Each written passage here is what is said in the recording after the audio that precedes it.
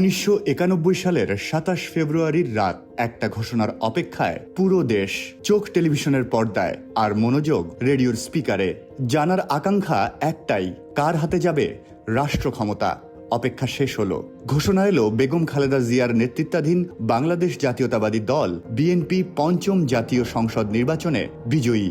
বাংলাদেশের ইতিহাসে প্রথমবারের মতো প্রধানমন্ত্রী হন একজন নারী, বেগম খালেদা জিয়া। জিয়াউর রহমানের মৃত্যুর পর অগোছালো হয়ে যাওয়া বিএনপিকে ক্ষমতায় নিয়ে আসার এই পথটা সহজ ছিল না খালেদা জিয়ার জন্য।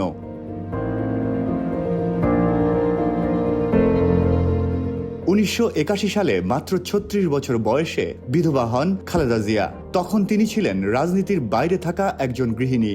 জাতীয় রাজনীতির সঙ্গে ছিল না সম্পৃক্ততা।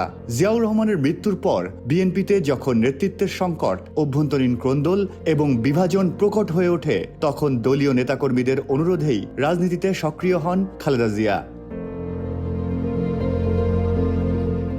1982 সালের 3 জানুয়ারি বিএনপিতে যোগ দেন বেগম খালেদা জিয়া।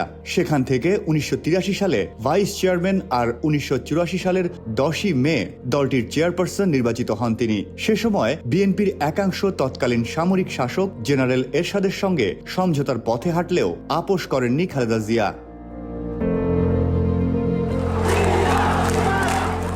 এরশাদ বিরোধী আন্দোলনে বিভিন্ন বিরোধী দলকে সঙ্গে নিয়ে জোট গঠন করে বিএনপি। আন্দোলনে আওয়ামী লীগ সাথে থাকলেও 1986 সালে সামরিক শাসনের অধীনে দলটি নির্বাচনে অংশ নেওয়ায় আন্দোলনে ফাটল দেখা দেয়। নির্বাচন বর্জনের পথে হাঁটে বিএনপি, আর খালেদা জিয়ার নেতৃত্বে শুরু হয় রাজপথে জোর আন্দোলন।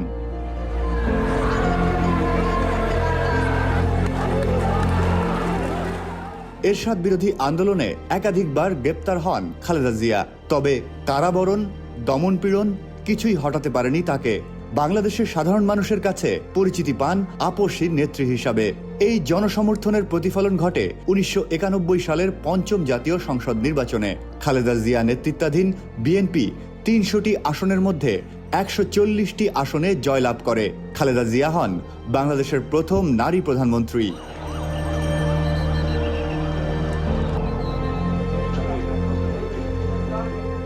প্রধানমন্ত্রী হিসেবে দায়িত্ব গ্রহণের পর খালেদা জিয়া গণভোট ও সাংবিধানিক প্রক্রিয়ার মাধ্যমে রাষ্ট্রপতি শাসিত ব্যবস্থা থেকে দেশকে ফিরিয়ে আনেন সংসদীয় গণতন্ত্রে।